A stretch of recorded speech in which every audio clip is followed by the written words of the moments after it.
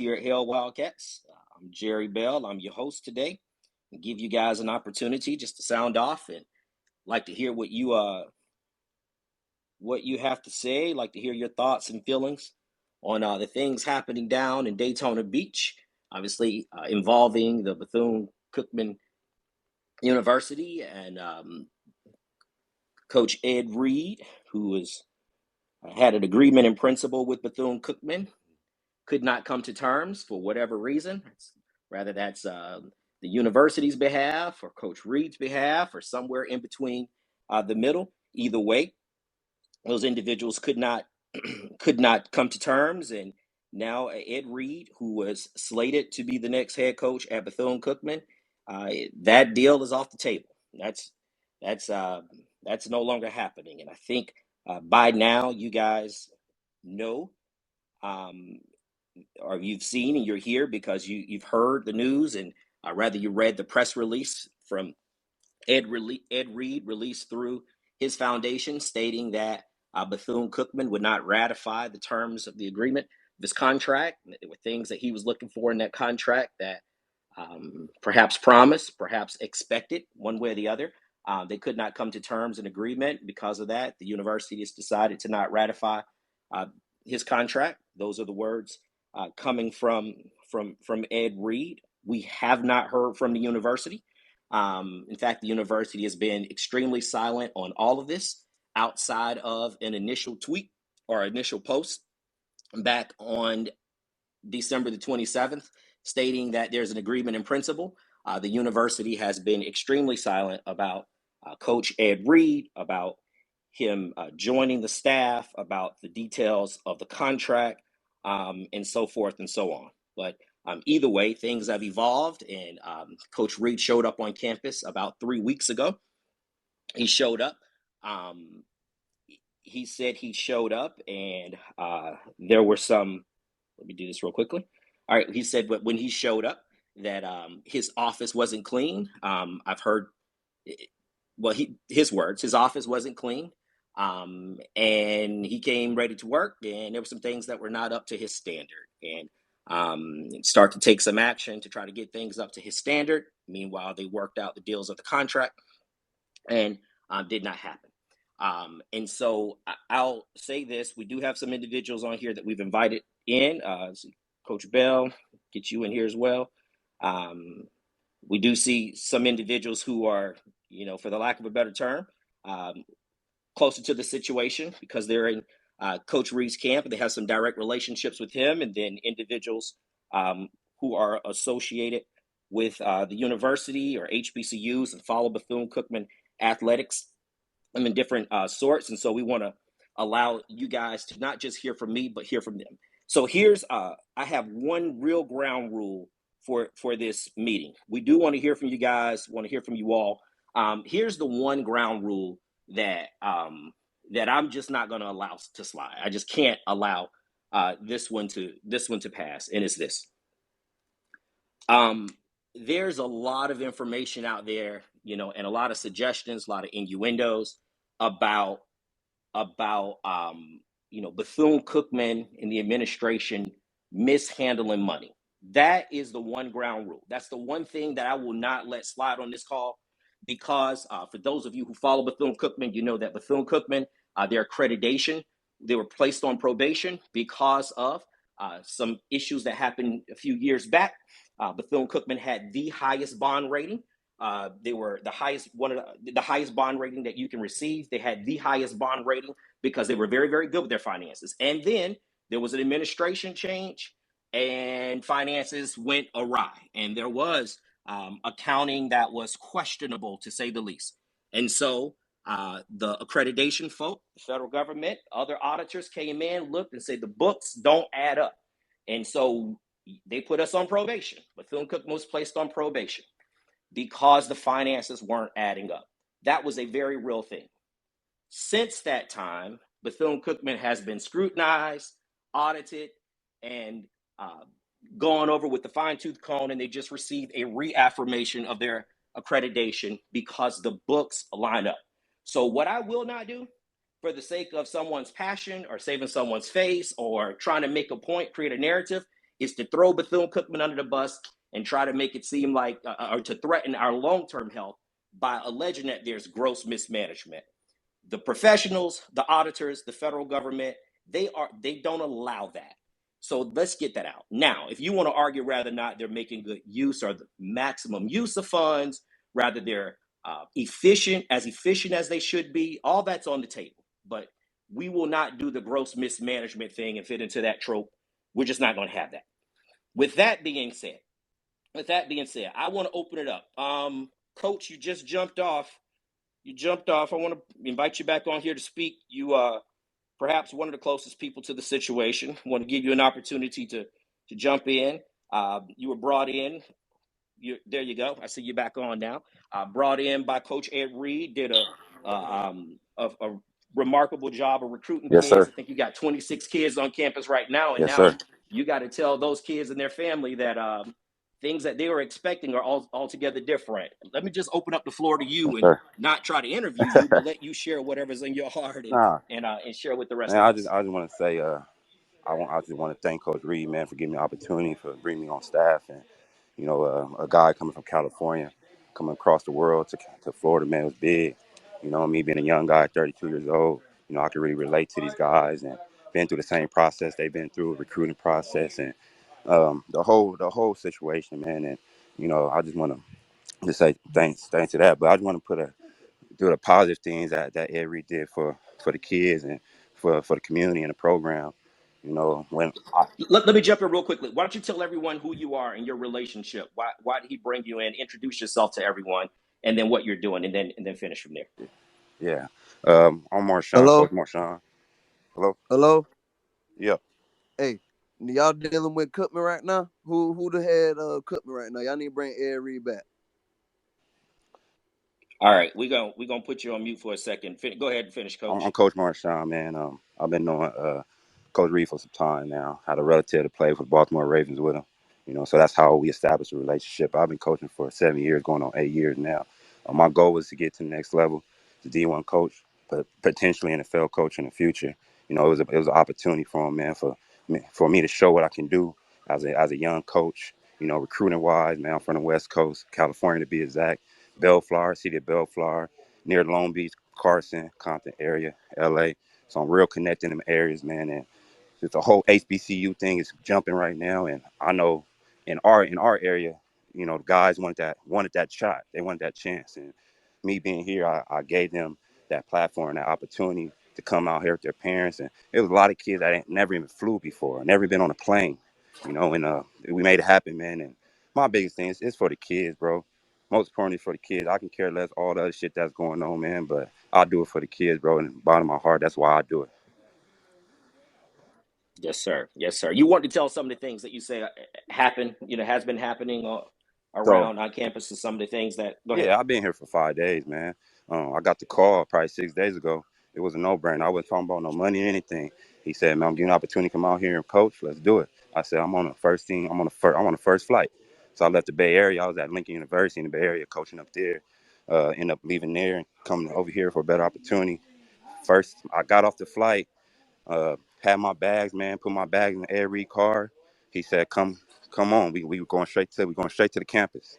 First thing I did when I got to Florida, man, he gave me a trash bag, put some gloves on, and I started picking up trash. Start picking up trash around campus, and the little things, man. And not big trash. I'm talking about little trash that's in the cracks, trash that's in between rocks. He was getting on me about the situation. Like, hey, you pass no trash, man. Detail, focus up.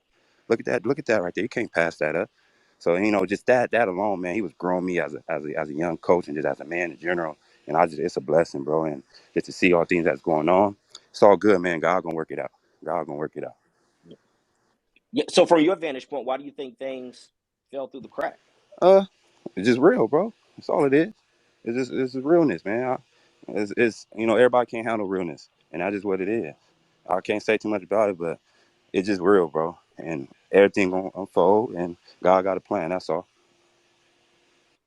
Good deal. Good deal.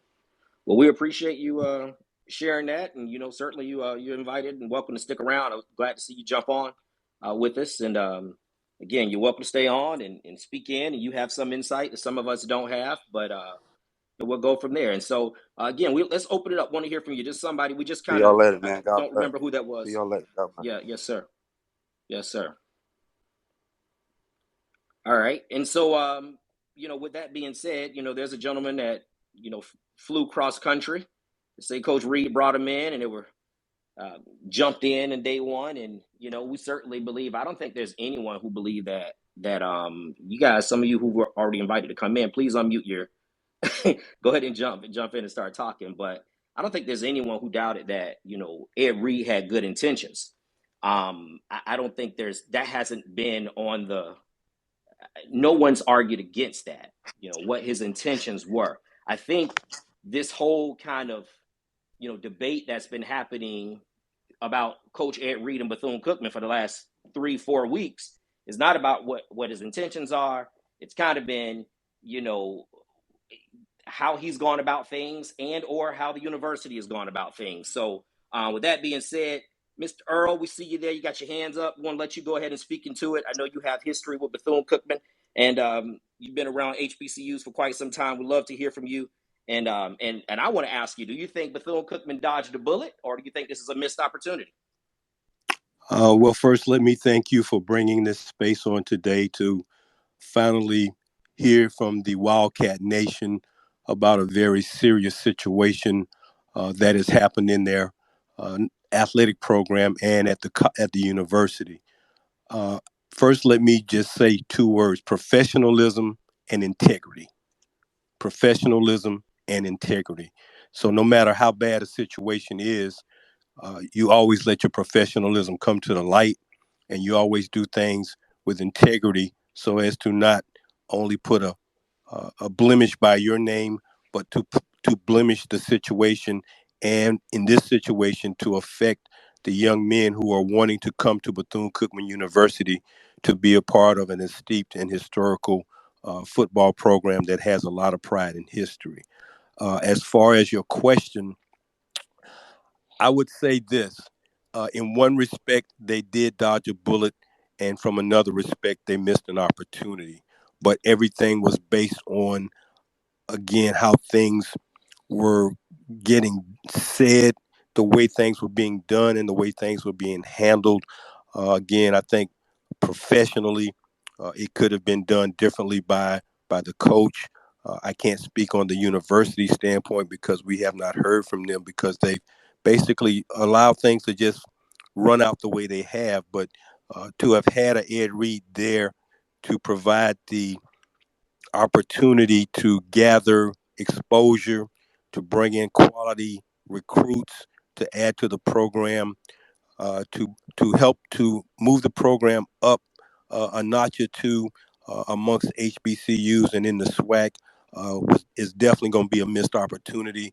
But there are other men out there who are just as valued as Coach Reed, who may not have the pedigree or the name that he has, but they have just as much love and care for young men in a college that they would want to go forward with trying to make it the best situation they can for Bethune-Cookman University.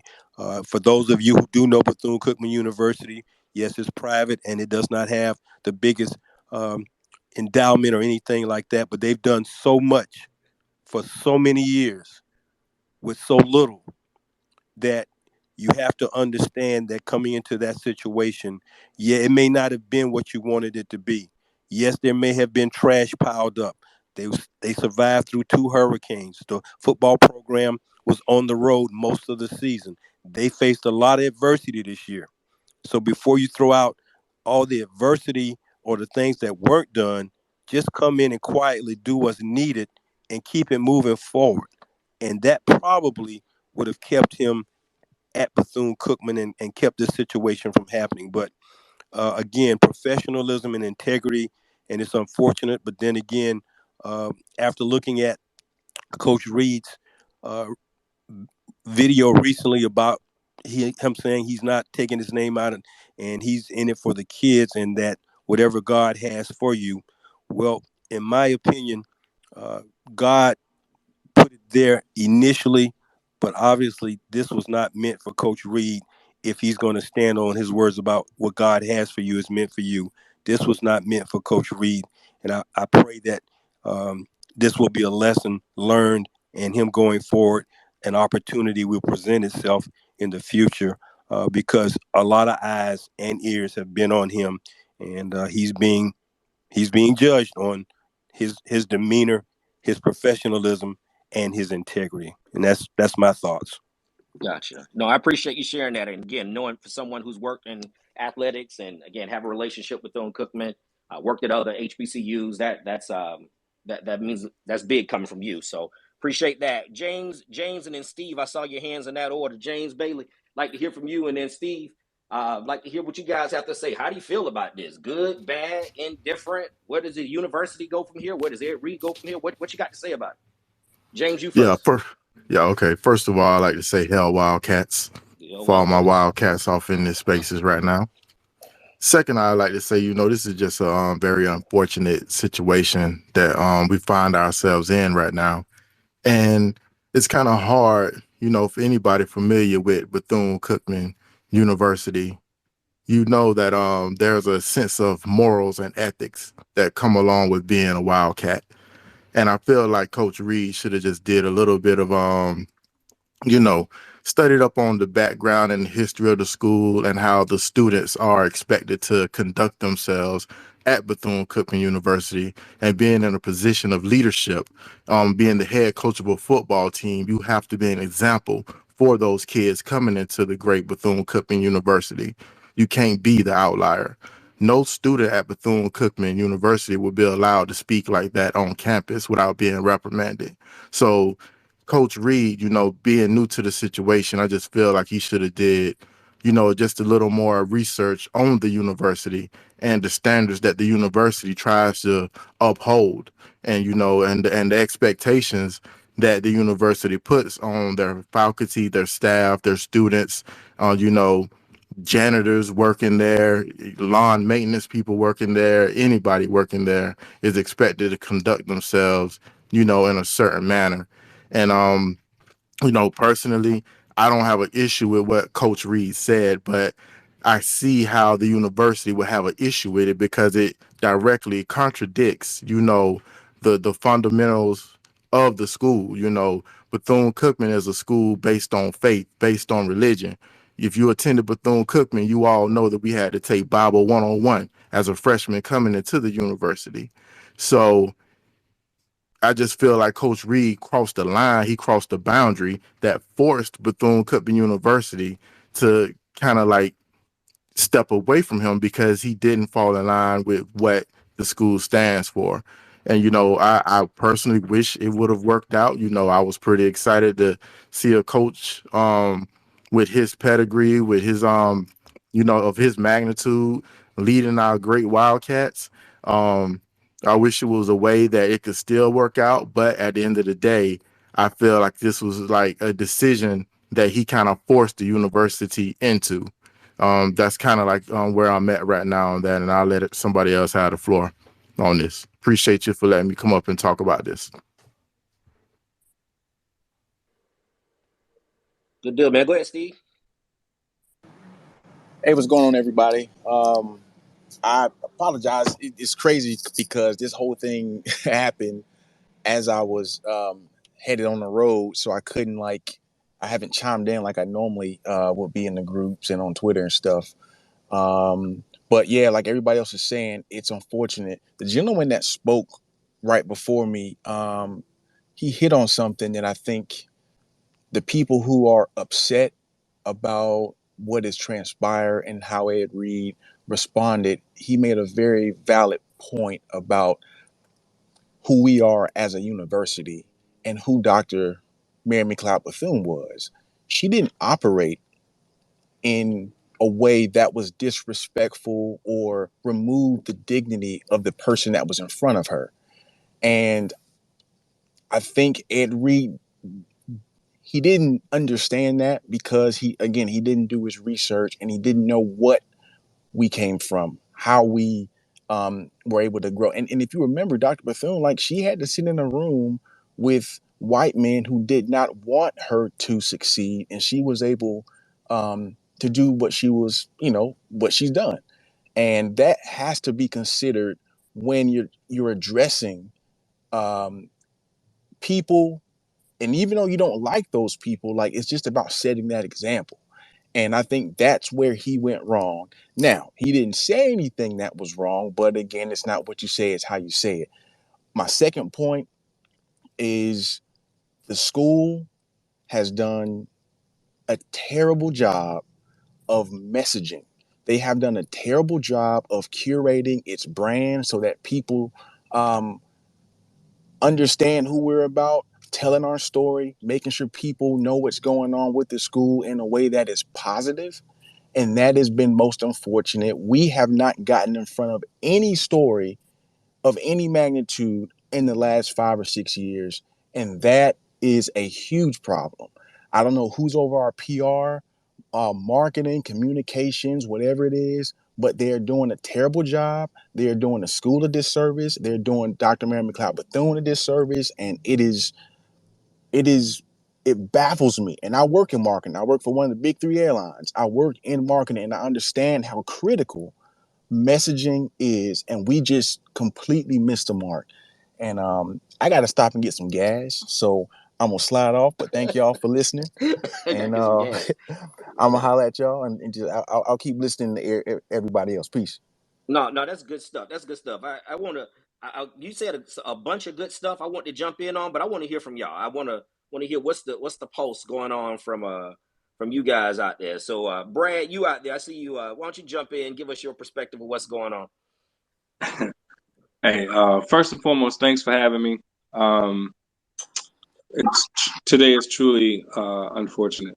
When the news came about that Bethune-Cookman had made the decision to move forward with Edreed, I think I was one of the first people that you talked to, and I was extremely excited about the opportunity that it was going to bring to the university. I think what most folks don't understand, if you haven't been to Bethune-Cookman or if you haven't seen it up close, Bethune-Cookman's truly a diamond in the rough in that it is located in the world's most famous beach, temperate climate, rabid fan base that loves its football team and its athletics department. Just several years ago, was featured on SportsCenter several times over for their uniform combinations. As a matter of fact, was universally called the Oregon of FCS football. A lot of those folks are now starting to come back and rejoin the athletic department. So I truly thought it was going to be a renaissance period for the athletic department and for the university as a whole. There had been some dark periods there, which have already been spoken about. But it looks to be that Bethune-Cookman has kind of weathered that storm and are looking forward to more promising days ahead. In addition to that, you have local coaches like the head coach at Mainland, Travis Rowland, who is born and bred a Bethune-Cookman legend, who's able to foster kids to the university. Jeremy Bell, who's at Atlantic, who can do the same thing. Coaches like an Alan Suber, who was probably one of the most prolific quarterbacks that Bethune-Cookman's ever seen. So the table was essentially set, for everything to happen, for the university and for the athletic department to survive and thrive. Guys, I got to be perfectly frank when I say this. You can't go into any employer without a contract and denigrate that company's personal brand, their likeness, their image, etc., and expect that things are going to just be okay because of who you are. People, much like anything else, have pride and have operated before you and will operate after you. All of those things being said, it's unfortunate that things went the way that they went, but I understand why they went the way that they went. So that's essentially all that I have to say at this point. I know there are a ton of other people who would love to chime in and kind of say some things. So that's my piece for this specific moment, and I'll let some others say what they need to say. Go ahead, Lou. Lou of the House of Trail. Hey, how you guys doing? Can you hear me? Loud and clear. So I attended Cookman. I didn't play football. I played baseball at Cookman. So I was in the athletics program at Cookman. And one of the biggest things about the athletics at Cookman is money. And since I played baseball at Cookman, we didn't have a Bethune Cookman baseball field. We share a baseball field. And then when it was time for the team that we were sharing the baseball field with to use that field, we had to drive out to Ormond Beach and play baseball because we don't have a Bethune Cookman baseball field, right? So we didn't have a Bethune Cookman locker room that we could call our own. And when we had to travel, we couldn't fly. We had to ride buses, right, from Bethune Cookman to Norfolk State to Eastern Shore and things like that. And all that is a money situation, right? None of that is attractive to recruits. And again, that's on a baseball level. And when you bring that to football, right, and you look at the football situation, it's a very similar football situation, right? The practice facilities, no locker room. They got a weight room, but that weight room is I don't know if the weight room's shared by everybody, but it's just a weight room, right? Like when you get the announcement, oh, Ed Reed is going to become the coach of Cookman, kids aren't looking at, the facilities aren't the best, but it's Ed Reed. To kids, it's Ed Reed, right? So when Ed Reed gets on and says the things that he says, part of me thinks that, listen, okay, we got to swallow the pride because right now we're riding a wave, and in 4 months nobody's going to care what Ed Reed said when he got here. All we're going to know is that Ed Reed is here. Ed Reed is bringing in people who could potentially give money to the program to make it more attractive, to make it more sustainable, so that we can get more recruits and compete in the SWAC and become competitive and bring more money into the school. It just seems like it was a very emotional thing. A bad decision was made, and I think it's gonna haunt the school for a minute. Yeah. Lou, let me ask you this. I appreciate you sharing, but I want you to go. So here's the thing, though, because here's some of that information that becomes misinformation. Bethune certainly don't have on-campus facilities that compete with some of these other universities. But there's not very many places that are more historic or better to play baseball than Jackie Robinson Field. And I believe when you guys were there, y'all won what, 15 out of 17 conference Right. championships So with those. you're right. Mm-hmm. You're right. Go You're ahead. right. And Go ahead. you can say all that all you want, right? But Mm-hmm. if you're gonna give a kid a choice between the historical whatever playing at Jackie Robinson for half the season and then a quarter of the season driving out to Ormond Beach and playing the tournaments and stuff at Ormond Beach, or going That's a good point. Going to fam and playing, and you having your own facility, your own locker room that you can go in the offseason, your own stuff, right? Like we just don't have that at Cookman, and it's purely a money thing. Gotcha. Yeah. Yep. No, that makes sense. I'm with you. You were there.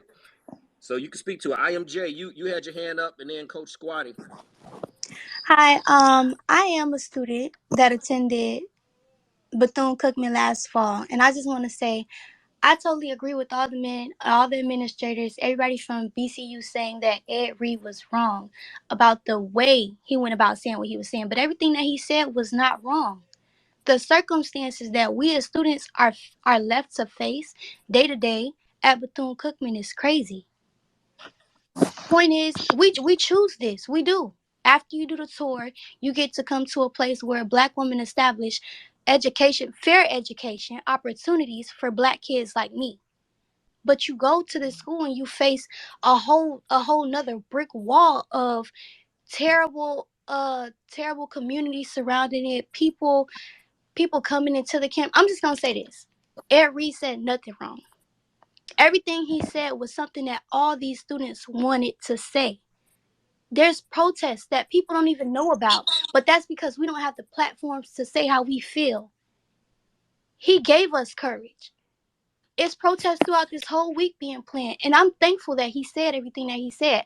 And I hate that the football team lost such an amazing opportunity, but he did nothing wrong except for publicly bash a place where he was going to come and work. It could have all been better.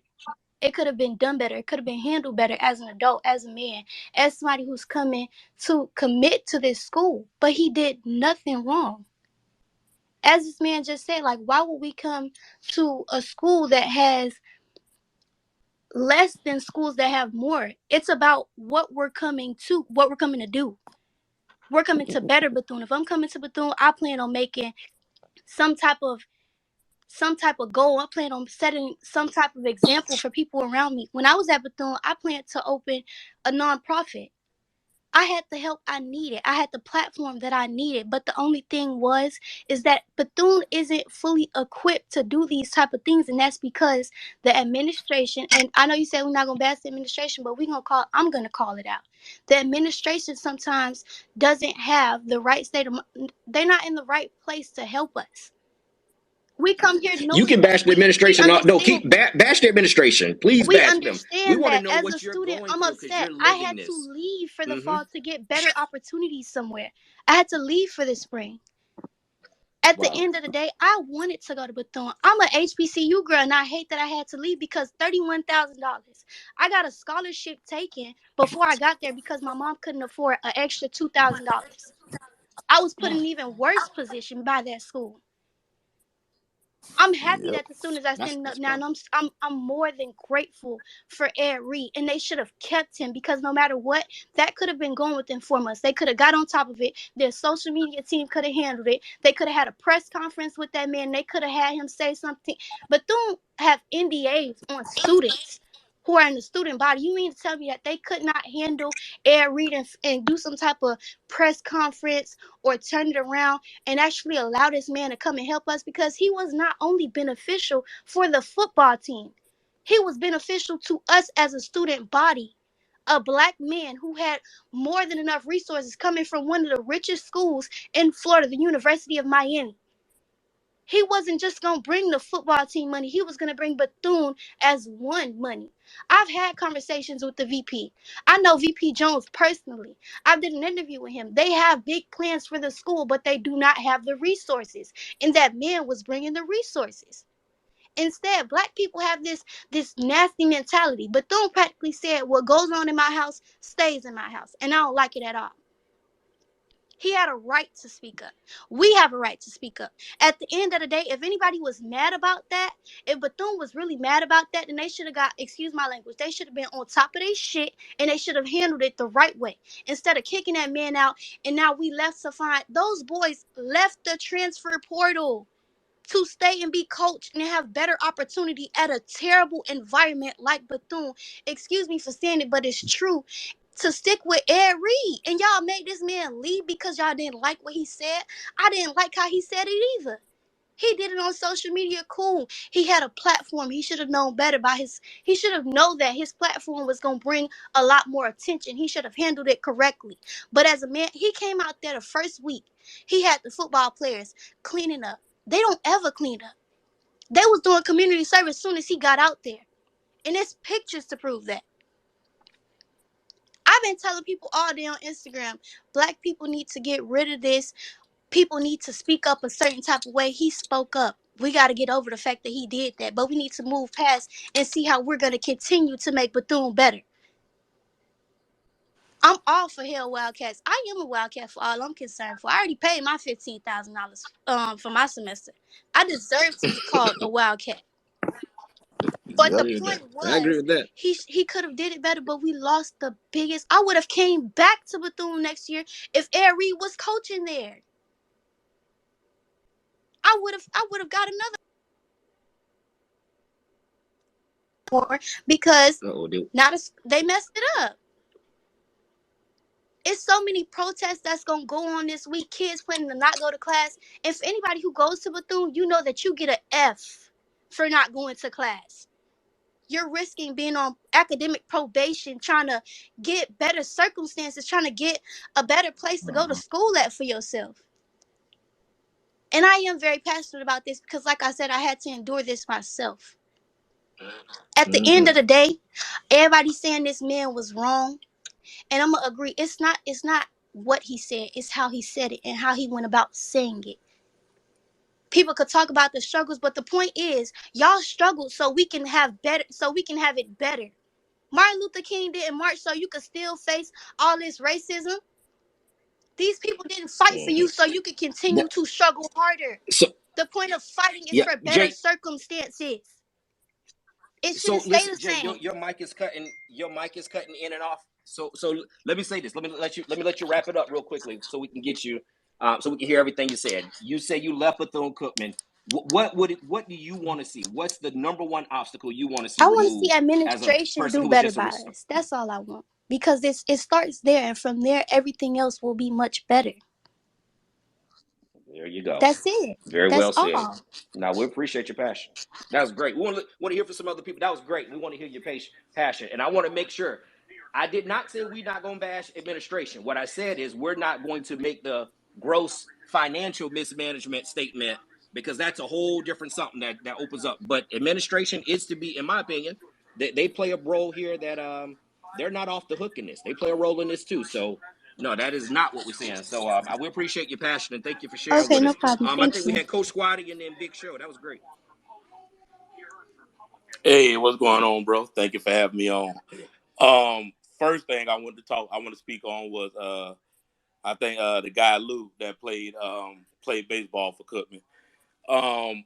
We all are under this misconception of people and kids don't want to go to Cookman, which is so far from the truth. Being in the football world and recruiting world now, we have kids begging to still go to Bethune, but from previous staffs and regimes wasn't reaching out to those kids. High school kids still want to be at Bethune.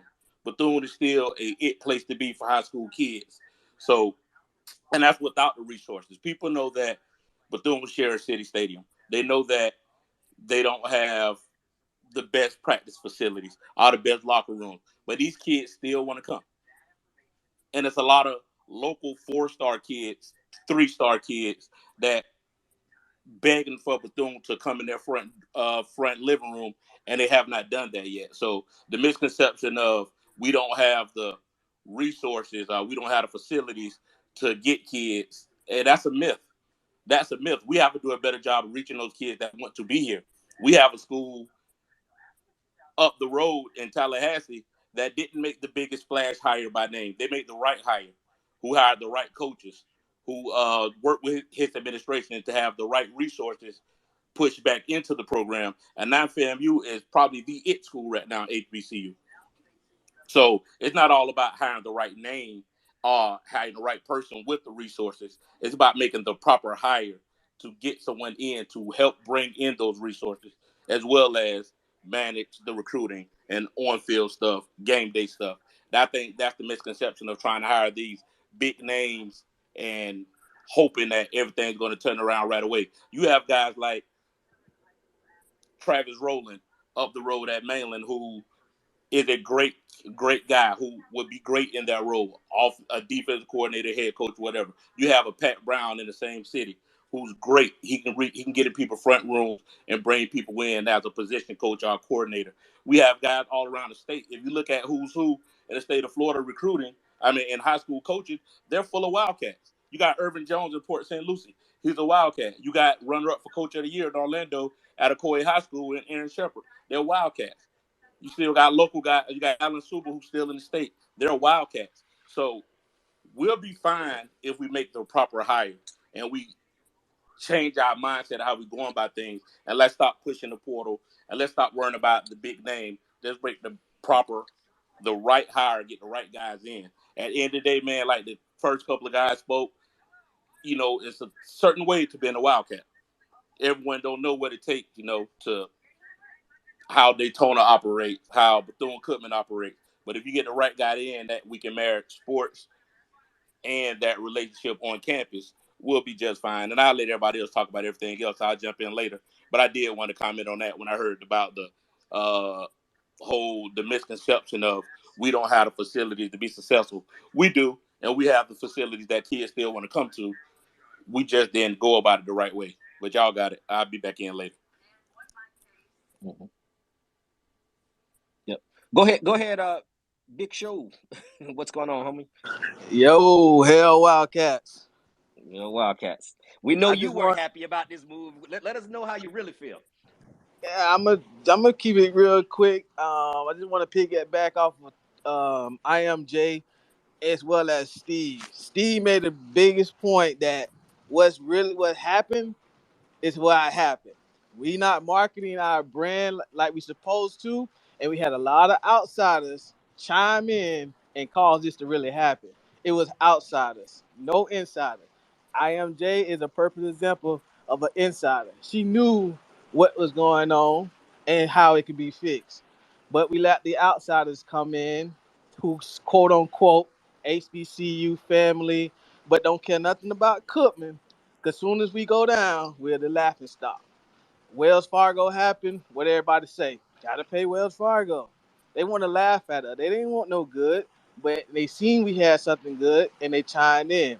Now, my point is this: he was not really even talking to the administration. It was somebody that jumped on his live because I was on there too. That made a point about him showing the trash. Why are you showing trash at the school? Because he just wanted to show that, okay, this is what we got to do. This the work we got to do. We got to pick up this trash. But they want to have these slick comments, and that what ticked them off. Now, it may not have been a good idea to get ticked off that way, but he was being truthful about it. He's passionate, and he didn't like it the way they came at him. So he kind of hit back, which is not two wrongs don't make a right. But I kind of understand where he was coming from. So this was a big fumble by us. We fumbled because my resource that works at the school had told me what was planning on coming in. Now he's out the door. They don't know what's going to happen. So that's what all I got to say. We fumbled big time. It was our opportunity to make bring us back up in the football world as well as the school because as a private school, we don't get as much as these other big schools. So this was our opportunity to really cash in. But we'll see where we go. I'm still Wildcats all day, every day, and we're gonna see what we're gonna have coming forward. So what do you think happens next? What do you think we go next from a coaching search? Do you think you think there's another celebrity coach? Do you hear anything about what's in the works? As far as right now, I haven't heard, but where I would place my coaching situation at right now is that mainly get Travis Rowland to come in to be the head coach.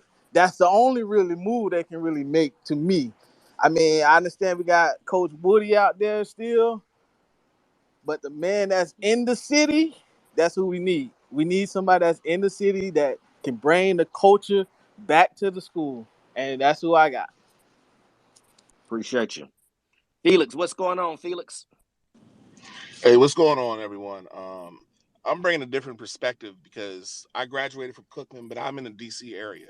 So a lot of times people only hear Cookman on negative things. So everyone, everybody heard the dorm issue, everybody heard the Reed video, everybody heard the Jackson stuff. And that's what I fight against up here because a lot of people don't understand what Cookman is.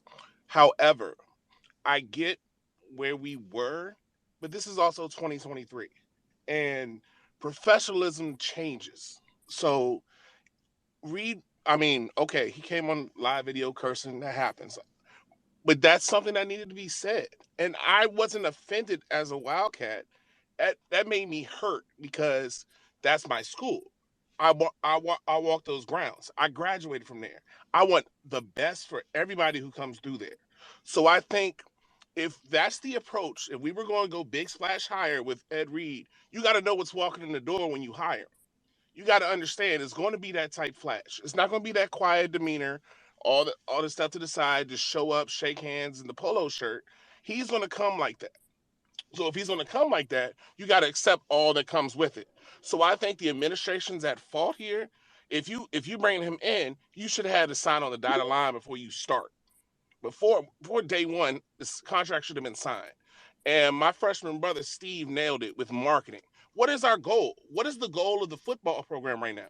Is it to just to be there? Is it to be flash? Is it to compete? What is our identity? So if we don't have an identity and that's not coming from leadership, we're just spinning wheels. So that young lady who spoke on all the stuff that happened at campus, that stuff happened when I was there too, 20 years ago. But we know how to handle it better. So we need to get out of this mindset of only us can fix us. So if we were going to go the Edreed route, which is fine, go the Edreed route and go all in. Or go like Coach Bell. And I love Coach Bell. I love Coach Rowland. I love Coach Suber. I follow all my high school guys because I'm a high school AD up here in Virginia. I love to see my Wildcats coaching because that's when they groom young men. So if this Edreed thing falls through, which it looks like it do, go get some of us to recruit us. Go recruit that I-4 corridor. Those guys who've been with those kids since they were 10, 11 years old and build a program that way. So whatever the administration is, they've got to figure out our goal because our alumni chapter today was supposed to meet with the interim president. He wasn't even here. I didn't even go because I'm dealing with a death in the family, but the president didn't even show up. Yeah. So what am I supposed to do as an alumni in DC? I want to give my money to Cookman. I want Cookman to succeed because I love Cookman. But if the administration has no clue what they're doing, it's the blind leading the blind. So all my brothers down there, all my sisters down there, keep up the good work. We're gonna figure it out. But we need to have a mission from the top. It's all about a vision and it's marketing. So we have some great people down there. They brought some good people back from that athletic staff down there. Let those people work. We need to give them money and let them work and let them build the program from inside out. Because if we're going to do that, we keep looking bad to everyone. And it's embarrassing. I was embarrassed. Not that Absolutely. it fell through. I was embarrassed as a Cookman person. Because all I get from my coworkers, and a lot of them are white, dang, y'all don't even know what y'all are doing. Because that's the only thing they know of Cookman. Right. Because they don't understand like we understand. So, Felix, before you go, I want you to speak onto this for a second, okay? Because I think you, Steve, kind of everybody kind of said. So let's focus on the opposite side, right? Just from administration, whether or not you feel like this was the right move or not. That's people are expressing that. But even if you decide to go this route, right? You say, okay, we got to part ways with Edreed. Just think about just the missed opportunity and the fumble of this. You make that announcement during perhaps your busiest weekend of recruiting. You're doing it not only with kids on campus, but their parents are on campus. And so, you do it at a time where your athletic director, who is also your head basketball coach, is 900 miles away coaching this weekend and he's not even in Daytona to get out in front of it. So, exactly. Like you said, if that Reed stuff when it came out Saturday, Sunday, they should have let him go on Monday. Right. Like if that's the thing, if you're pissed off about what he said, let him go then. Don't let him continue to work. Don't let him bring recruits in because now you have buy-in from others. So now there's an expectation of, okay, he's still there. They're going to get it. They're going to get it together. It was a blip in the road. Now all of a sudden, it's like you got recruits coming up here, and I'm just sitting here looking at tweets of recruit coming in, and that's embarrassing for us because these young men are trying to trust themselves with us. And it looks bad. So that's why I said the marketing and the messaging from the administration is bad because they don't say anything. We never see them. It's always some backhand deal, a little statement on the website, but we don't see them. So we don't know what the mission of the school is right now. We don't know what the expectation of the athletic program right now. So how are we going to know the vision for the football program? How are we going to bring recruits in? How are we going to get coaches? Yeah. It all trickles down. And we still don't have a president. And we still don't have a president. So it's so many issues. But I think it hurts us because it's a layup and we blow the layup. Like, Yeah. if it was a tough shot and we missed a half court buzzer, okay, whatever. It was a layup just to get it. And then you have something taken care of and we can focus on something else. But no, we can't get that right. So I Yes. just want No. to say, hell, Wildcats, I love all of y'all. We're going to figure this stuff out, but we're not abandoning ship. But they need to understand that we may be small, but we love that school. Anybody Yeah. who played, who put on a Cookman jersey, a Cookman uniform, loves that school. Yeah. No, absolutely. No, we appreciate Thanks for that's letting good me talk, stuff. brother. No, that's good stuff, man. I appreciate that. So Chester, we got Chester Rockwell. You've been trying to get in. I think you next, Chester Rockwell, then LLS and Gerald. So we'll go in that order. Go ahead. Chess Rockwell. Not Chester. Sorry about This Antoine Wyatt, Jared Bell. What's going on?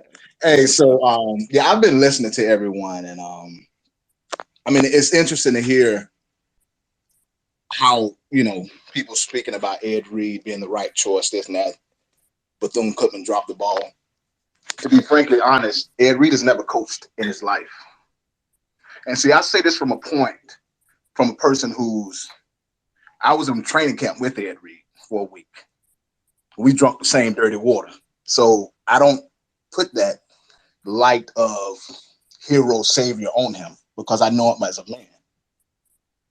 So all of that misses me. As a leader, you find your problem and you figure out your solution to that problem. Now, how you get to that solution determines what type of leader you are.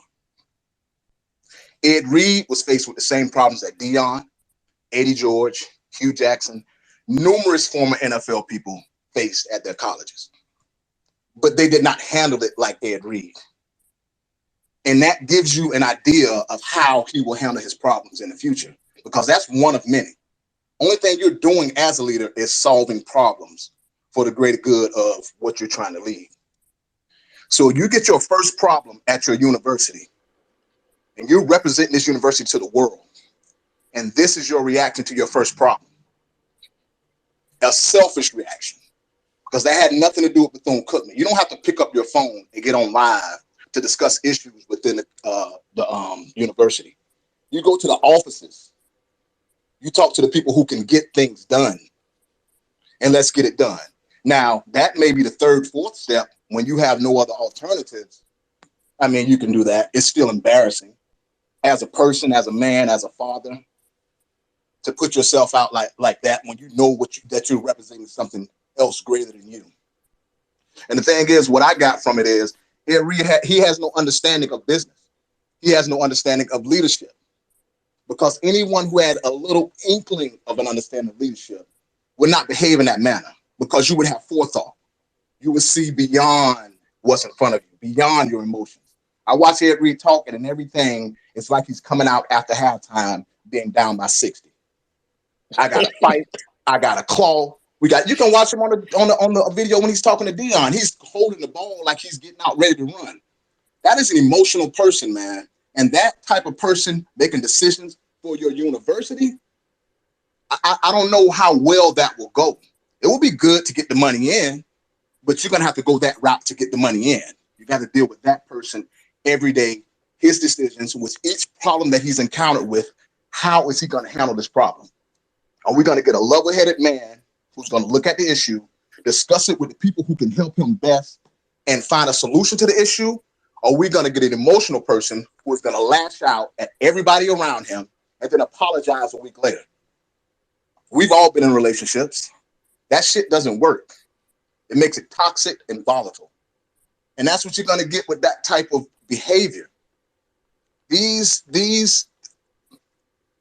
Me personally, I've been around a lot of great leaders. I've been around a lot of bad leaders. And there are signs that show you how these people are going to handle the problems when they're presented to them. And Edreed failed. His first test of many, he failed. And he failed majorly. He failed to the point to where they wanted to disassociate themselves with him. Mm-hmm. Now, when you get to that point, I don't care how people feel or whatever, when you get to a point to where you can bring us in billions of dollars, but the cost of us getting that from you is far greater than the problem that we have, the solution to the problem that we have to solve. And he did it all to himself. He brought it on himself. Bethune-Cookman, I went to Bethune-Cookman. I went to Clemson and Bethune-Cookman. And the conditions were awful then, much worse than they are now. But the thing is, it's pretty much how you address that. As a leader, now we can say all we want, sitting around as people who just go into our jobs every day here and there, and what we would do. But we're not responsible for an entire university. The image of that university, the influence that we have on those kids, that is a direct influence. Kids follow. So we have a bunch of young black men who's coming into a program and they see their leader faced with an issue, and this is how we act. No one on this panel will agree that that's how you would teach your son to react to a problem that he has. No one. I don't care if it's his homework he has to do. You will not teach your child to react that way to a problem that he has. No matter how great Edreed, Hall of Fame, whatever. You don't react that way as a leader.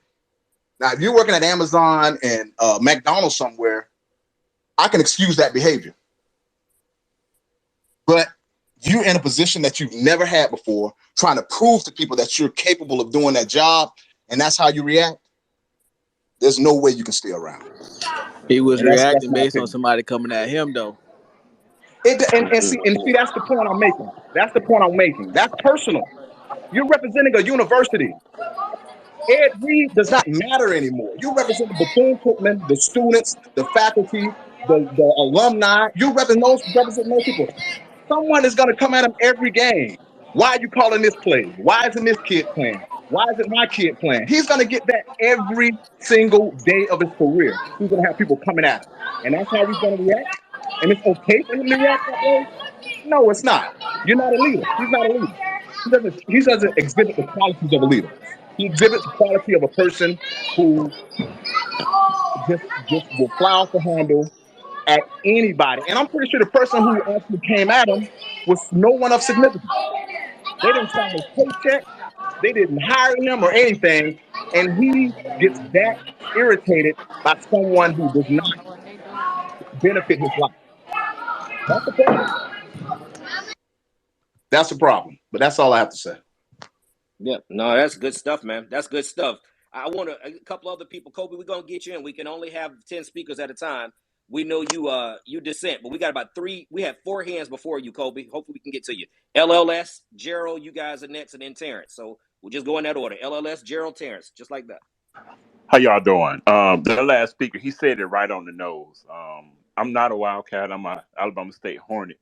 But as all HBCUs know about what each school faces, right? So I was at Alabama State in the 90s, and we didn't have the facilities that they have now on Alabama State campus. If you go down into Montgomery now, it's a totally different school. You know why?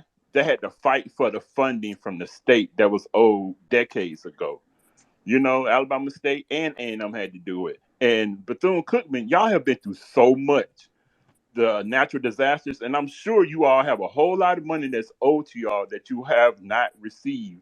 And the thing is, you know, we know administrations are jacked up, but funding has a lot to do with a lot of things. You know, how people are paid, how many people you have on staff, how many janitors you have, how many this or that. And when you get frustrated, like the former speaker just said, you just don't go outside and just yell all the problems and F this and F that. Not when one, you're supposed to be an adult. Two, you're a coach. And three, you representing the brand. You representing the school now and everything that school stands for, right? There are ways of handling things, especially as a coach. And I want all HBCUs to stop going for these NFL players just because they play football and just because they got a little money and can bring things to the school. If they don't know about what our school's been through, the obstacles our schools face, what these students go through on the yard, don't bring them to the school because they don't give a damn about our HBCUs. They went to Miami or Florida State or wherever, and they think every school should operate by what they were around, and they don't know what our HBCUs issues that we are facing. And I just wish the schools would stop trying to go for these NFL players, thinking they're gonna come and just fix everything in one swoop when it's not just that. No, good stuff. Hey, let me just say this for context. When y'all heard Chess Rockwell speak for, and talk about what he's talking about, he's a former NFL player, former Bethune-Cookman player. He actually have a record of Bethune-Cookman for the most catches in a year. So this is, somebody who's, hey, let's call it what it is. His dad is Alvin Shine Wyatt. And so, the guy grew up in Daytona Beach. He's, steeped in the program. And so, just for the sake of some context, this isn't somebody who's just kind of looking from the outside. It's somebody who has been around Bethune-Cookman since his birth. So, just now I'm talking about Ed Reed. I'm talking about Ed Reed and the coaches, like, the HBCUs are bringing these coaches to our schools. If they don't know about what our school's about, they're just gonna get on national TV and trash us when they see every little obstacle. That's all I'm saying. No, I get you. I understand what you're saying. You good stuff. No, that's good, and I appreciate you sharing that because you guys have made a lot of progress in Montgomery.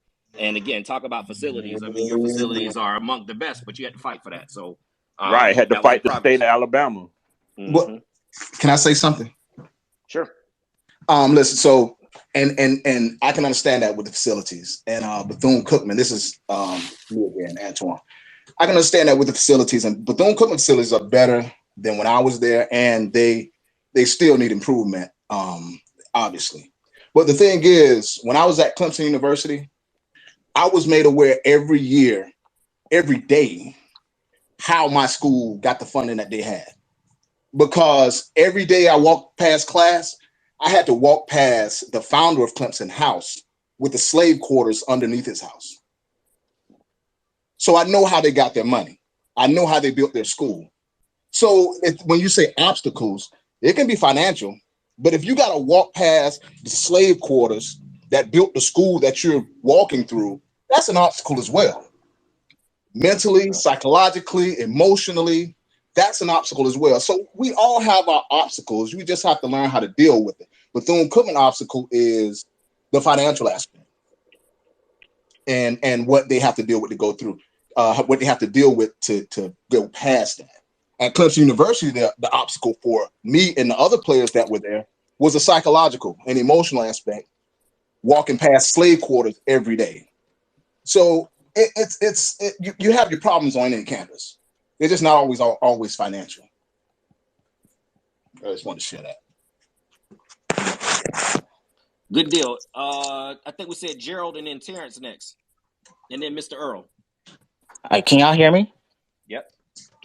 All right. Well, for me, I'm from Morgan State, and this whole issue really boils down to, I think, is it progress over process or is it process over progress? Because it feels like a lot of people are getting ticked off at Coach Reed over how he chose to do what he did. But we all know in this room, we all know there are massive administrative issues. We all know there are massive things that need to be fixed. We also understand, though, that there are also real structural problems. There's nothing wrong with acknowledging all of these things and going, okay, but the administration also has to put in a better effort. And I think that's all he was trying to say.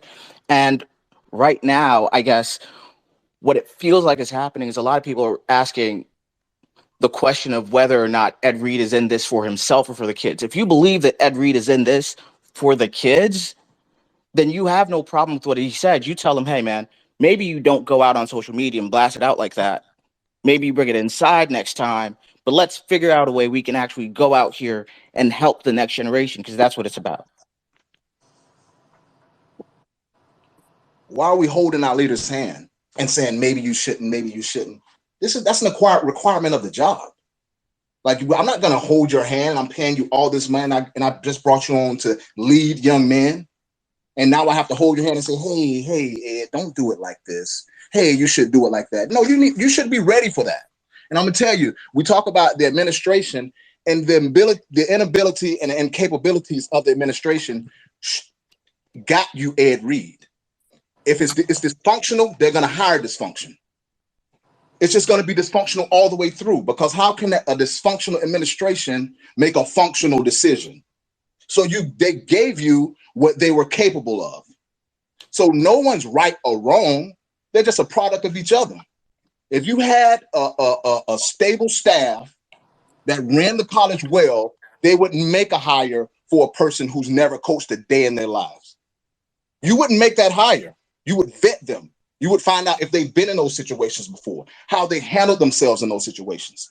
So it's not administration versus Ed Reed.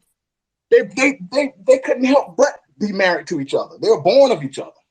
They're gonna make that decision because that's the only decision they're capable of making. What you don't know, you don't know. All right, just allow me to respond a little bit. So on the very first issue, right? Sure, you like even a broke clock is right twice a day.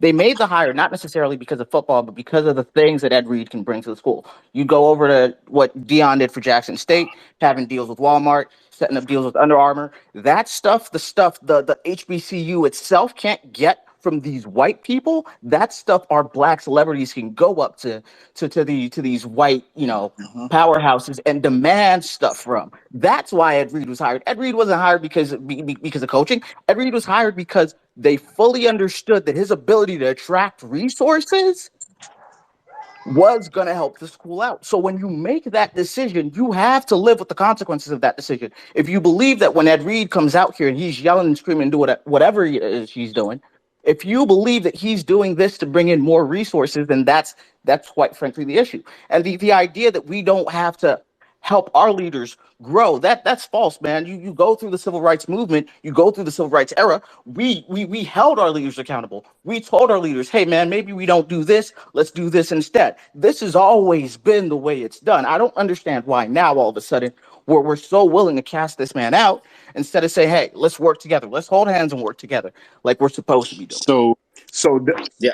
so does Walmart still give Ed Reed that $10 million on the back of a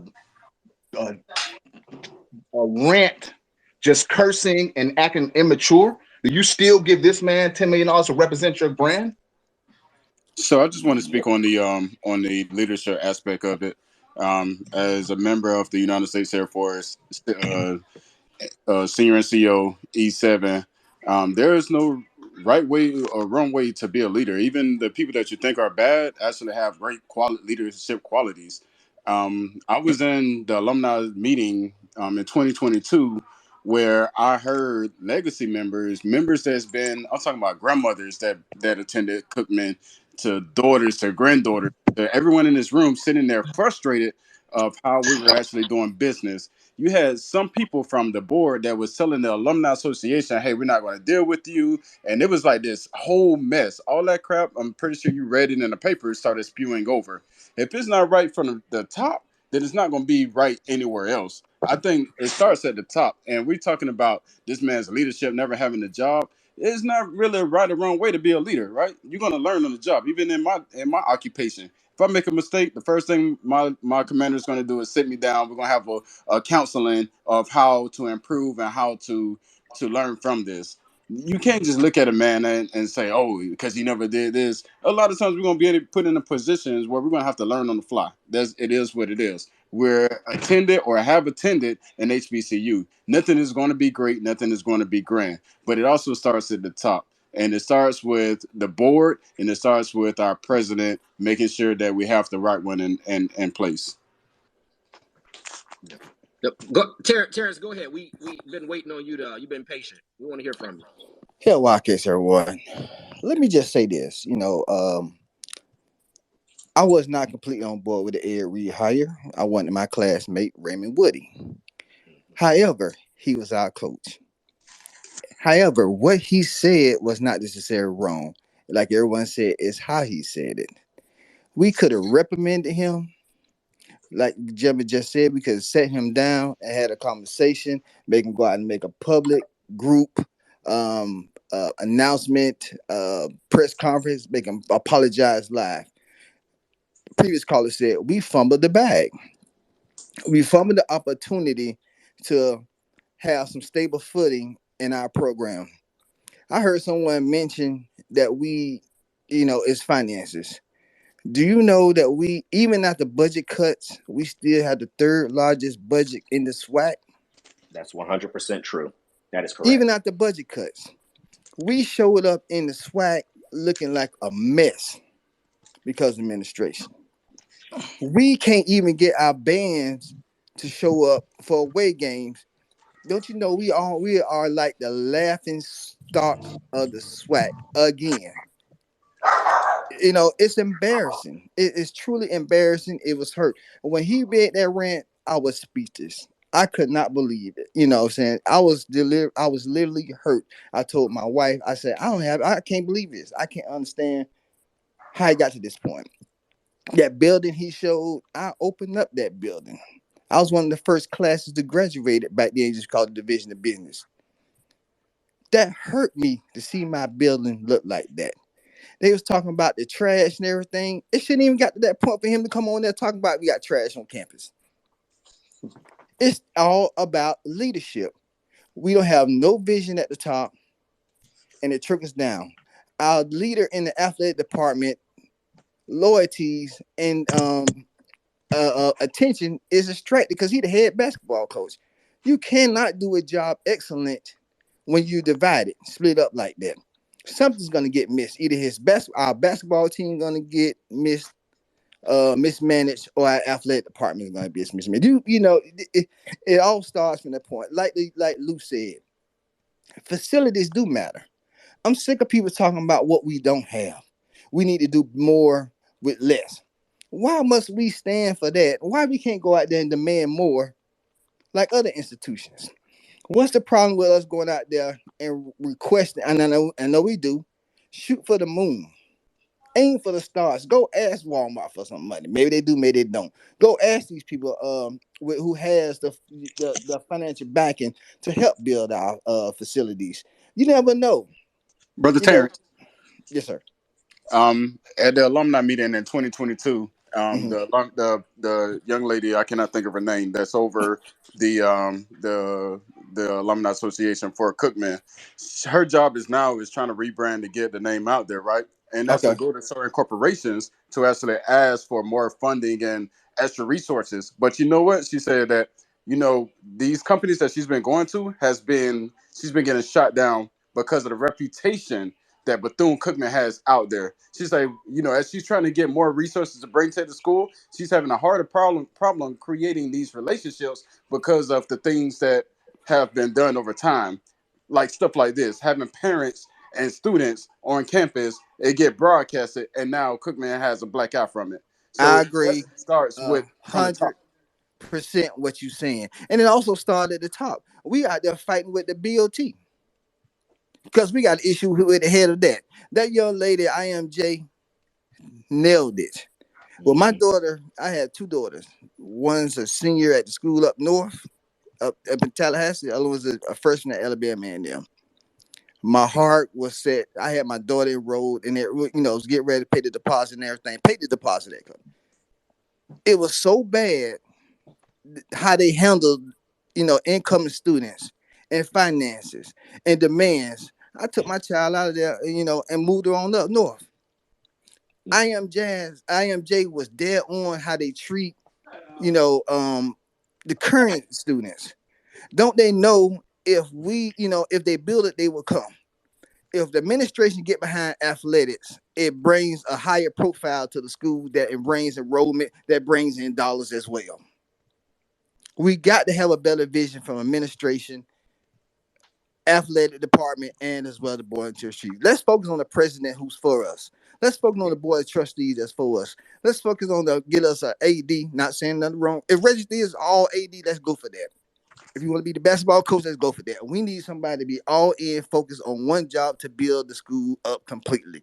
And that's my view on everything. I mean, I know what he said was wrong. I completely agree. Not necessarily what he said, but how he said it. But was he absolutely wrong? We could have did a better job with reprimanding him on that. And then like the other guy, and I'm almost through, I promise. Like the other guy said, we do a horrible job at getting about our own PR. We should have been on top of it, out in front of this before he even got up there. We shouldn't have that gentleman on campus working without a contract. You let that leak out to them. You got a principal agreement. We could have got out there. We got agreement in principle, and a week later he gone. There we go, live like an ass again in the SWAC. I'm just sick of it. It's so frustrating. All of you guys know who went to the university or have some type of skin involved with that university know how frustrating this era has been. And I'll leave on that.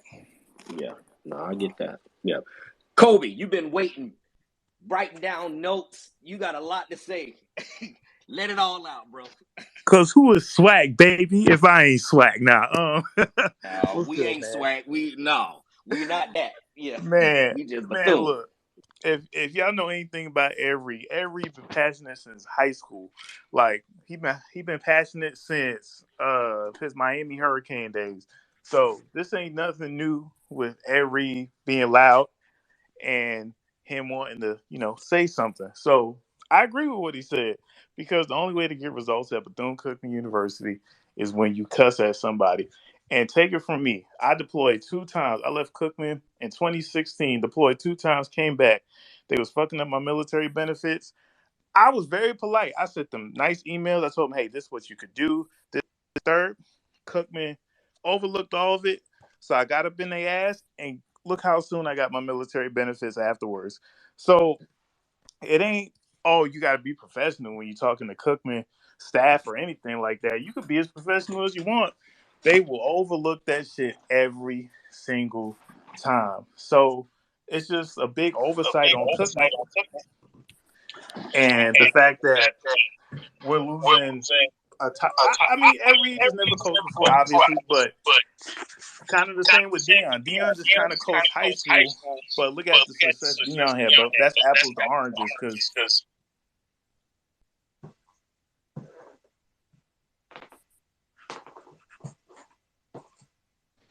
was I echoing or was that? Yeah, I think somebody was echoing. That's you, Kobe. You echoing really bad. Try to unmute your mic again. Or maybe it's me. Mic check, mic check. I might think it's me. I think it's Chester. Chess, Yeah. I think Chess. Yeah, there we go. All right, sound better now. All right, cool. And yeah, like I said, I ain't got a problem with what Ed Reed said. He said what he said, and you got to stand on it pretty much. Because, these things ain't going to change at Cookman. Like, people say, oh, I had worse conditions when I attended Cookman. Nobody want to hear that shit. We want better. All this money that kids are putting into the school, I've seen the same Bethune-Cookman wait for parents to come from Cali, Detroit, Ohio, all kind of places in the U.S., all for them to waste these parents' time and tell them about the financial aid they ain't go through yet. They got to pay extra this, extra that. You remember that whole mess with COVID? These people left their jobs. They had plane tickets. They had car rides to come down back to Cookman. So yeah, Cookman full of shit. They tried to pull this stunt with us